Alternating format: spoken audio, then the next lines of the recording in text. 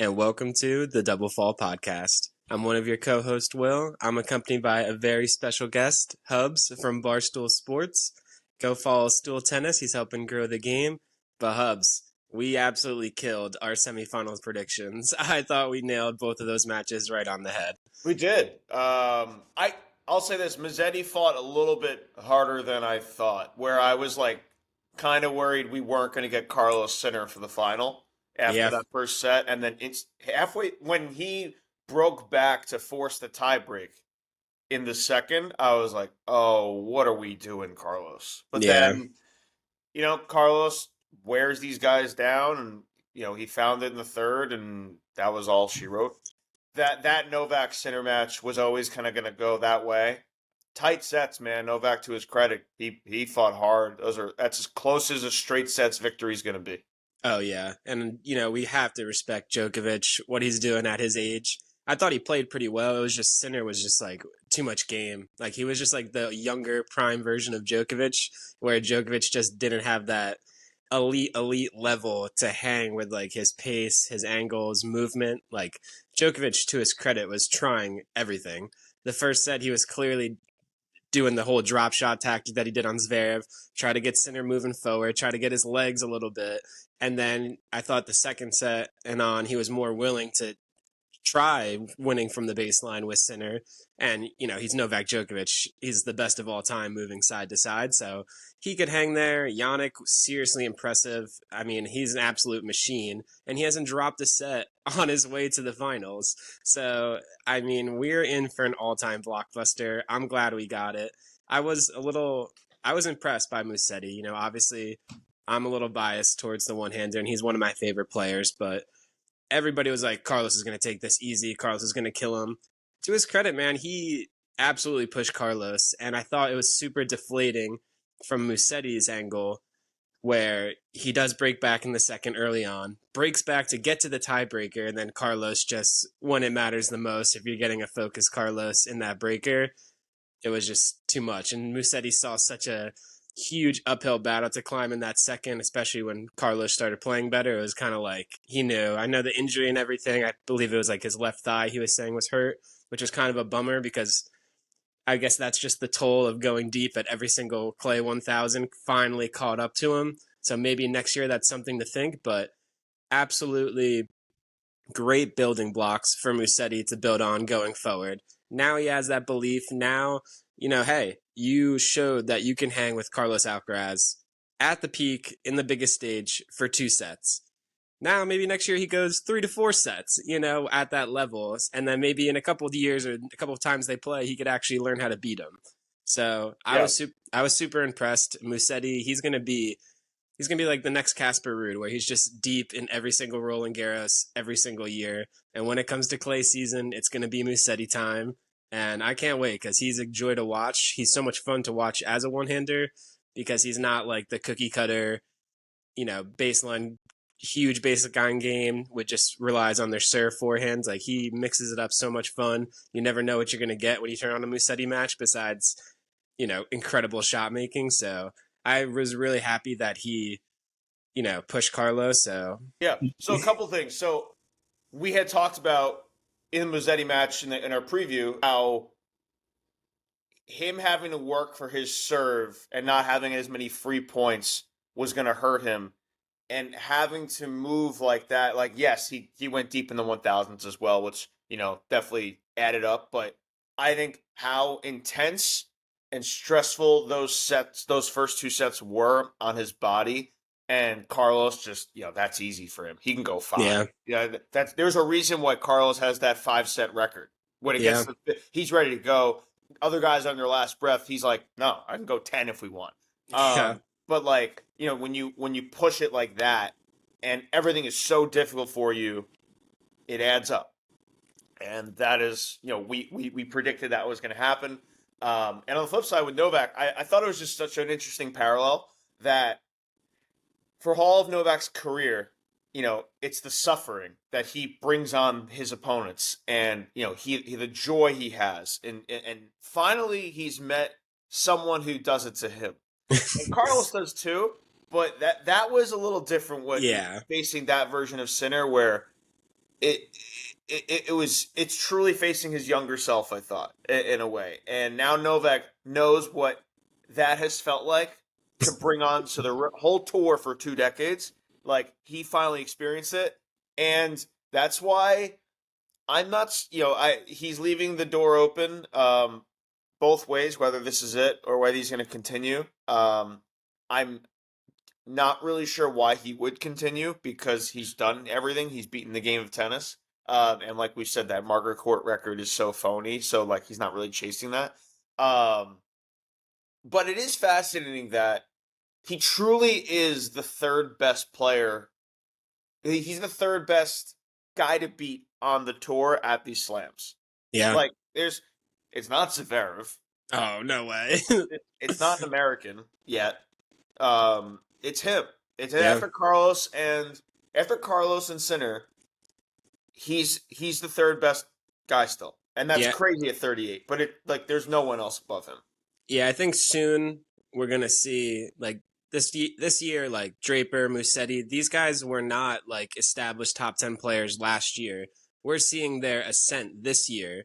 So now it's about, are they going to maintain at this level and just hover around that like 6 to 8 ratio ranking, kind of like Rublev does, like where it never really gets to that elite where he could actually beat the top guys.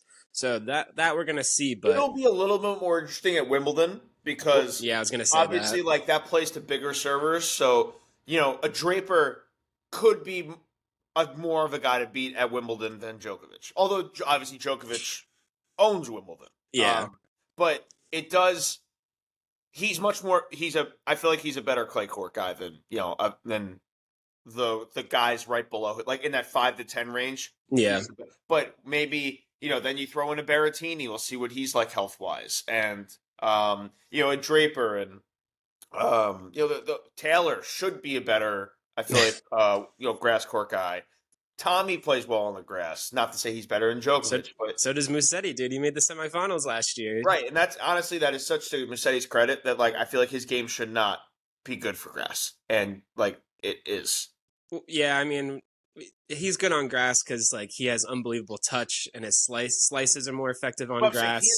He doesn't have the dominant serve that you would think. Well, that's the whole thing. That helps so much. Like, there's a reason Berrettini is such a beast on. Oh yeah.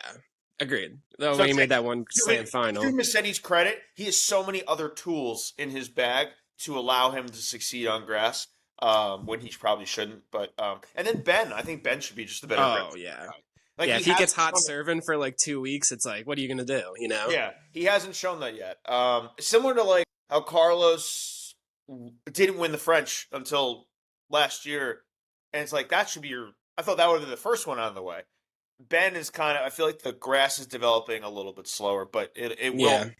Eventually it'll come with, obviously, that serve, and he'll be very good on it. But what I'm saying is that we'll see at Wimbledon with Novak, because I'm interested to see if, like, a Draper or someone like that leaps him.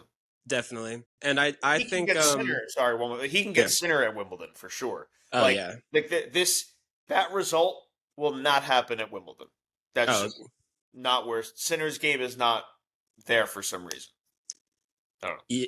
Yeah, Sinner likes a little bit more time on the ball, a little bit like set up his shots. Grass doesn't allow that because it's a quicker surface. And I think that's like for Novak to do it at Roland Garros, the most physical, demanding slam. Yes, he didn't have the hardest 4 rounds. He did get over Zverev, which is a huge hurdle. Yeah, and then easily Sinner too. Yeah, easily, pretty much. Yeah, no real roadblocks during that matchup. But I thought Novak being like ceremonial here was kind of like, he admitted like this is going to be a really hard slam for me to win going forward, because he only has like one of those like grueling matches in him, maybe 2. Like he can't go 3 here where he had Zverev, Sinner, Alcaraz. No, there's a reason in his final years on the tour, Fed really didn't care about the French. Oh, yeah. Because it's like, do I really want to do this to my body? Like, my knee can only hold up so much here, and I have to do so much at the French Open to win this thing. So I think Novak's that's going through his brain as well. Yeah, I think Wimbledon is probably still his best chance. I mean, he's made the finals the past 2 years. Last year, he was a little hurt going into the finals, so Carlos did kind of wax him. But him being able to rely on his precision serving getting more out of his serve, first strike tennis, his drop shots, his slices. Like Djokovic is the complete player, obviously. He can rely on those like fine-tuned aspects of his game on grass, and it's not a physical toll on his body. And I know we said the Margaret Court record, but he's also chasing Federer at Wimbledon. He's one behind Fed. I believe he has 7, Federer has 8. And you know how competitive Djokovic is. He needs that. I have the most Wimbledons with Federer. He might want to try to get more than Federer. I don't know if it's possible. Guy, like that, I want Fed to hang on. Oh, agreed. I legitimately have rooted for Carlos every year in the finals against Djokovic. And just like, please stop this man. Like, he cannot catch Federer. What's funny is eventually Carlos is just going to have that record. Oh, yeah. Yeah, Carlos, well, once we get to grass season, we could definitely talk about why Carlos is so good on grass. But yeah, so I'm a good point. That's a good point about the 8. I kind of forgot about that. Yeah, I think Djokovic, there was a couple comments in our last episode where Djokovic said he wants to play till the LA Olympics in 2028. And I was like, if he's chasing that, like, that's insane. But he manages his schedule so well. He doesn't really play like non-big tournaments. He only really plays most of the 1000 and the slam. So he takes months off within the year, kind of like Nadal did towards the end, where he knew he was only really playing for like a couple months here. He said in his post-match presser yesterday, like, all I got on my schedule the rest of the year is Wimbledon and the U.S. Open. Yeah. And, he's earned that right to play it, and that's how good he is, like, him not having to play those other tournaments. Like, he still does so well at slams, where he's like a top 5 player right now. The issue is, though, like, if you don't play anything else, he's going to be, like, an 8 or 9 seed for those tournaments, and then it becomes harder to get there, even maybe below an 8-9. I don't know. The points don't, the system doesn't help Novak in that situation. But I think it's time we get into the final that tennis fans have been dreaming of. The first time Carlos Alcaraz and Jannik Sinner have played in a Grand Slam final. Get the popcorn ready.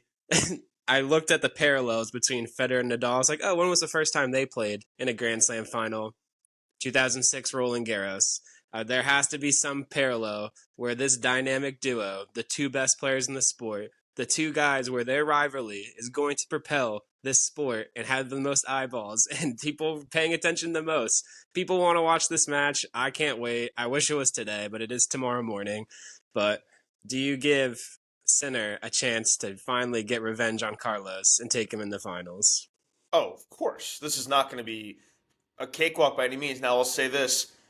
The problem Sinner has is every time he faces Carlos is locked in.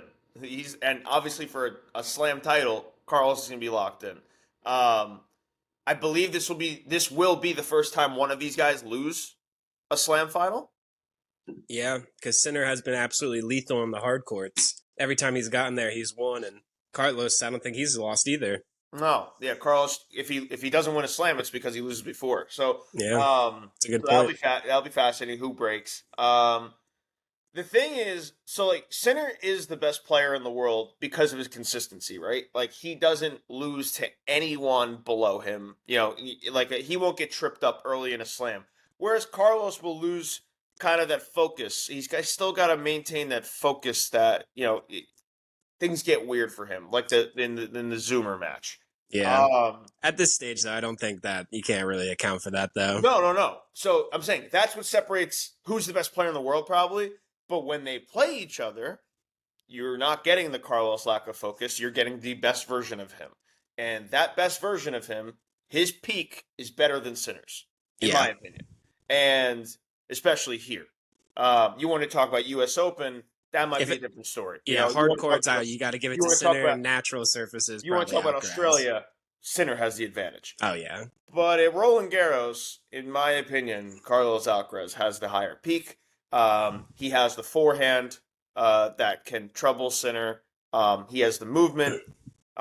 He's got that drop shot that's gonna, he's gonna deploy that drop shot that's gonna give Sinner, fits. Obviously, if he's back up on the back in the baseline. He's got the serve if it's locked in. He's got the mentality. He's got the mental game here. I think he has the advantage. The odds makers have this at 110, which is beautiful. Yeah, I think but and I think that's totally fair. And I think that's fantastic that the 1 versus 2 is minus 110, 110 here. So, am I giving Sinner a chance? Oh Absolutely. yeah, He looks, his form is like, I understand like Novak made it tight, Novak's 38, but that's not easy to just go, and to not crack at all in those sets. In that second set where Novak finally gets the break back and makes it 5-5, Sinner comes right back and gets 6-5, yeah. 7-5. We're out of here. We're not messing around. And the third set tiebreak, like that's special to be able to do that. And then in the third set, Novak I thought was going to give up. He didn't. Oh yeah, I thought he was. I thought he was either gonna come back and win in 5, like he's done like his entire career after dropping the first 2 sets, or he was just gonna like crumble. But he kept it together. But Sinner, so the fact that he continued to push and Sinner still wouldn't relent. He goes, "We're not going for." Like, so that tells you where Sinner's game is at right now. Yeah. Now when these guys played at Rome, it was a great first set. And the second set, he kind of Sinner. It was kind of just his first tournament back from the suspension, maybe his fitness levels. I don't think we're gonna have to worry about that here. Also, he hasn't really been tested too much. That was his longest match of the tournament, like 2.5 hours. I want to say something around there. Yeah, for a 3-set match, that's insane. It is To testify to Djokovic's and he was level. averaging like an hour and 40 on court or something, which is Insane. Yeah. nuts. So I don't think fitness levels you're gonna have to worry about, but that was a nice that being 2.5 hours was a good little test because this is obviously gonna be this could be 4 hours, this could be 5 hours. Could be 6, honestly. So I'm not really. I don't think I'm worried about the fitness levels unless it does get to like a 5th marathon set. Then we'll see where Jannik's at. Yeah. Carlos, I don't think you got to worry about. Yeah, no way. But I give the edge to Carlos, man. That's my guy, and I think head to head here when he's with Sinner, I think there's a part in his brain that just like unlocks and he goes to another level. And these guys push each other, man. Similar to how I feel like Sinner pushed Novak to the best level we've seen of Novak in years. Yeah. So I think we're in for a treat. I think tennis. This is great for tennis. This is going to be something that I think casual fans will turn on hopefully Sunday morning and witness and be like, wait, tennis is awesome. Because when these guys are playing and there's no injuries, you're getting peak tennis. Yeah. Stuff that we worried about when Fed and Nadal faded off. We were like, how's tennis going to continue? The fact that it's these guys, they're here at the peak of their powers, competing for a slam title is awesome. And they're so young. They're 22, 23. We're going to be getting this. These guys are going to face off 15 times for slam titles, Yeah, agreed. And I think in Rome, a very crucial thing that I saw was Sinner was serving great in the first set. He was hitting like 70% first serves in. Carlos wasn't really serving that well. That's an interesting dynamic because I think Sinner does rely a little bit more on getting those free points on serve, where Carlos, it doesn't really matter because his forehand is the best shot in tennis. It sets up everything. Because he hits his forehand so big and so much weight and depth behind it, guys got to back up to account for that because he's going to blast a forehand. And then once you back up to account for his forehand, that's when he does the perfect disguise and then just hits the easy drop shot into a huge zone. And it's like nobody's better at doing the drop shot than Carlos Alcaraz. I think like that's something that plagues Sinner, that he handles against everyone else. Like, I don't think anyone executes that better than Carlos against Sinner. And that is the area that he has not solved yet. So I'm curious to see if these guys are always adjusting. They've got great coaches. I'm curious to see if there is a little bit of an adjustment there. I thought Sinner dealt with Novak's drop shots a little bit better than Zverev did. So he is like more equipped to handle the short game because he does have pretty good touch at net. I think he realized he need that to take down Carlos. So that's a part of his game where Sinner like really has increased. Yeah. But I'll say this: Carlos's drop shot is better. Are better, yeah. Novak was doing that more out of desperation versus like Carlos. He's doing it as like an offensive tactic. It's a tactic when you're far away. Novak's like, I don't have anything left in this point. Yeah, Novak's like, I can't go 20 shots with this guy. Let's make it 4 and just like cut it off. No, Carlos is doing that on 20 shots. He's not trying to get the 20. He wants 20 shots, and then boop, here you go. Yeah, and I think another interesting dynamic where that I noticed why Musetti had good success with Carlos is Musetti in the previous matchups, he was afraid of Carlos's forehand. In this matchup, he realized, oh, I can go at Carlos's forehand, but I have to rip a forehand and make it difficult and not let him do it. You can't play safe against Carlos's forehand because that's when he takes advantage. That's when he sets up the points and eventually gains control. I thought that Sinner in Rome, like he was looking to dictate with his backhand. And I think he forgot, like, Sinner's forehand's also probably top 5 in the game. So he can go at Carlos's forehand. I hope he takes those risks and get Carlos like on the move and not like his weight behind him where he can rip a forehand, because Sinner has the backhand advantage. Carlos has a great backhand, but at the end of the day, Sinner, his ability to change cross court down the line, like he just hits it the best quality. Yep. So if Sinner can learn how to navigate, not really avoid, but give Carlos difficult forehands, that's an avenue I think where we're going to see a difference here from Rome, where Sinner's going to have a lot of success and the tactics are kind of going to change. So you think Sinner's winning this match? See, I think this is one of those matches where you don't bet it because it's like it's going to be so good, and I don't know if I want to ruin it by just like going with my boy Jannik and then getting disappointed when Carlos wins, because I'm just rooting for a good match. I might just take the over 40 and a half games, and then like if it goes under, I'll be like, well, that sucks, because I think, this line opening up as a pick'em, even with Carlos winning the most recent encounter, their most recent 4 to heads, like I thought the line shifted a little bit at one point last night to Carlos like minus 125, which I thought what it was going to open at. When it was a pick'em, I was like, oh, Sinner's got like a real shot here. And I think he does. Like, I think he was right there that first set in Rome. I think he's physically there. He can test Carlos. Carlos, his focus is all the way through the match, but he does play with way more risk than Sinner. That's why we get those crazy highlight reels, but he also, generates more errors. So it really depends like what kind of level we're getting Carlos. If we get like locked in full form Carlos throughout the entire match, or if we're going to have like dips and, where Sinner is always going to be steady. And then it's like Carlos goes up and down and up and down. It's like, how long does he stay up? What's the weather looking like? Are we going to have a roof open or closed? That's a big question. Let me try to look that up. Because right now for Coco Sabalenka, it's open. It looks like there's some wind. I thought that was a big factor in the Musetti Alcaraz match too, with the roof being closed, because the commentators were saying how humid it was in there and the muddy, slow conditions. No one was sliding properly or something. Yeah, and like Carlos wasn't getting the pace that he's used to against Musetti, and that favors into Musetti's defensive capabilities and being able to hang in longer rallies. I would think roof closed favors Sinner. Sunday morning. No, looks like roof open. Yeah, it doesn't look any rain. I don't see any rain. About a 10-mile-an-hour wind. Right now there it's 15 for this Sabalenka match, and it's a little gusty.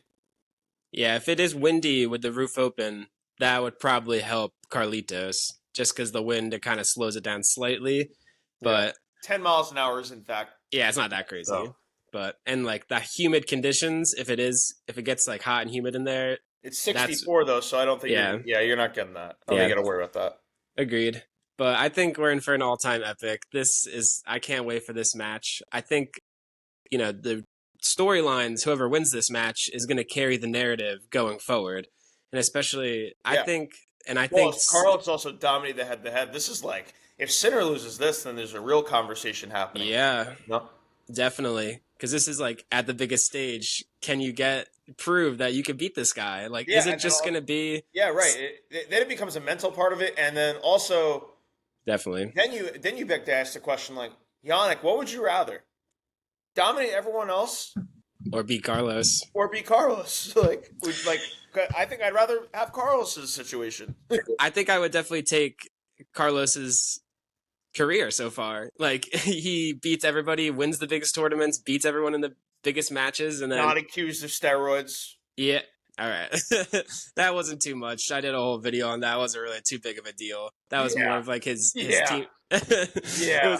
was more of his team, his Surely the lack of. rest of the tour thinks so, and they're all friends with him. Yep. I know they're all a little pissed, but that was more of his team member than actually Sinner, and it wasn't poor performance enhancing if you want to believe the If you story. want to believe that, yep, go for it. Go nuts. No, Yeah, I won't. I won't. I won't do that to you. yeah, but I mean, not having Sinner play for so long and the absence, and now the fact that we get these two guys playing so soon, twice within like the first month of Sinner being back, is incredible. It's, I mean, like, what more could we ask for besides they play at Wimbledon, U.S. Open, and Australia going forward? Like every slam. Also shows you the state of the tour and how there's really no one else. Yeah, I mean, I didn't really think Sinner had the hardest path. Like, it could have got more difficult if Draper like found his form, beat Bublik. I thought he could have pressed Jannik a lot more. I thought if Fees didn't give out physically and like could take down Rublev, Yeah. if Sinner got Fees in round, You're I think not that wrong. was like the fourth round, like that would have been difficult. So Sinner like really kind of got a cakewalk He did. for like his individual matchups. Like Rublev's never going to beat Sinner. Bublik appearing there really was like, okay. Yeah, it's like it was like what doesn't belong. It's like Djokovic, Zverev, Musetti, like Runa, like Alcaraz. It's like that meme of like all the guys about to go into war, and then this is a guy in a clown suit. It's like, okay, yeah, exactly. Like, what are we doing here? Yeah. But what's your final predictions? You said Carlitos in 5. Carlitos in 5, and I think it's a a few. I think there's a few tie breaks mixed in there. I'm really just hoping for the best match ever because that will help the sport grow. You'll get casuals talking online and be like, "What is happening right now?" Yeah, this is crazy. I think it helps. It's on TNT.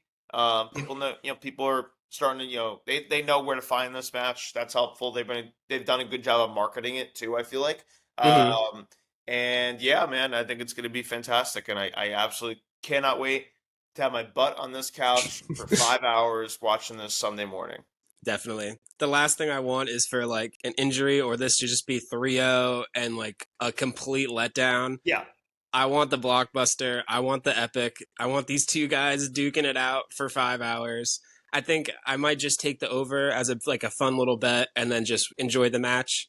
I think it's either going to be like Sinner in 4 where he's just playing unbelievable, or if it gets to a 5th set, it's like you can't take you can't not take Carlitos. Do they have a bet for both guys to win a set? I know that'd probably be the over 3.5 sets was like minus 120, minus 240.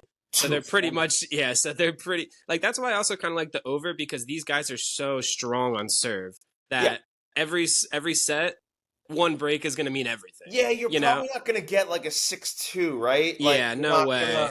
It's going to be like 6-4 and up. So I actually don't hate like taking. I think like Sinner might be less likely to give up that like 6-2 than Carlos. Like if Carlos like unravels, maybe I could see him dropping a set like that. So like maybe if you wanted to go like Sinner plus 1.5 games, like go crazy with that and just like hope he holds serve at a higher rate.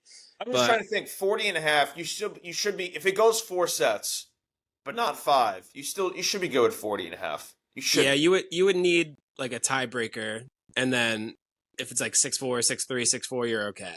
Even like I think 7-5 thrown in there, that helps you along the way. Yeah, and I think we're gonna get there. I think we're gonna get these tight sets because these guys are so lethal on serve. Like against Djokovic, dude, Sinner was like so dominant, and even when Djokovic was applying pressure, he was still just, all right, I'm just gonna lock in and hit a huge first serve, put away point. Like there's not much you could. It's so hard to break these guys.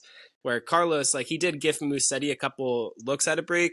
But I mean, I'm not expecting that here because he knows, like, if I give up anything free to Jannik, he's taking it and running with it. I'm trying to play out in my head how it's going to start. I think Sinner's going to win the first set and Carlos is going to win the second. Carlos always starts slow. Like, I feel like he takes his time to find his range within matches.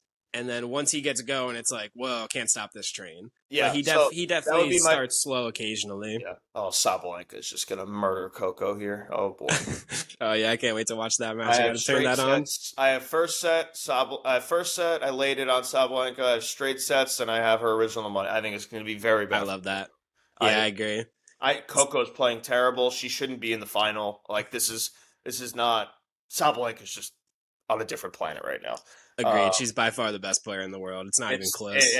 She's like she's unlocking her potential. What she did to Ego was unbelievable in that third set. Yeah, it's crazy. But yeah, man, I am super stoked the whole day. Everyone I talked to today, I'm about to go out in the city. I'm going to tell everyone to watch this match. I feel so confident. I've already texted a few people who are like, I make sure when there's a big tennis match for Carlos, they're watching. Like, I am recommending this. You know, like it's.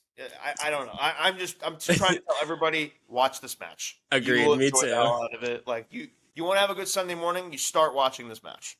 Agreed. That's it. I think we're in for an epic. That's what we're all praying for. Yeah. My heart wants Sinner. I think it's gonna be Carlitos in 5 because that's what tennis fans want, and can't be disappointed with that gift. But man, I think it goes 5, and you see and Sinner's a little gassed basically because he hasn't been pushed to 5. Yes, he had the 2.5 hour versus Novak, but I think that will play in a factor is that he just doesn't have the tank right now. And especially, it's not even like going 5 sets; it's playing these high intensity sets with Carlos. Oh yeah, it's gonna feel like 2 matches. Yeah, remember what was it 2 years ago when Djokovic played Carlitos and they had like the best first two sets of all time, and then Carlitos' body just gave out and he started like cramping and lost the third and fourth. Because last French Open, Carlos won, so it was the one before that. Yeah, so like hopefully we don't get something like that where these guys are just like absolutely pushing it to the limit, all out to start. But I mean, I think we're gonna be okay. I think Sinner not playing for these 3 months, getting his body prepped for these tournaments is going to be a big thing, and I don't think we see that until it gets to like a 4th hour in a 5th set. But love it, man, it's going to be awesome, dude. I can't wait. Let's go watch this match on Sunday.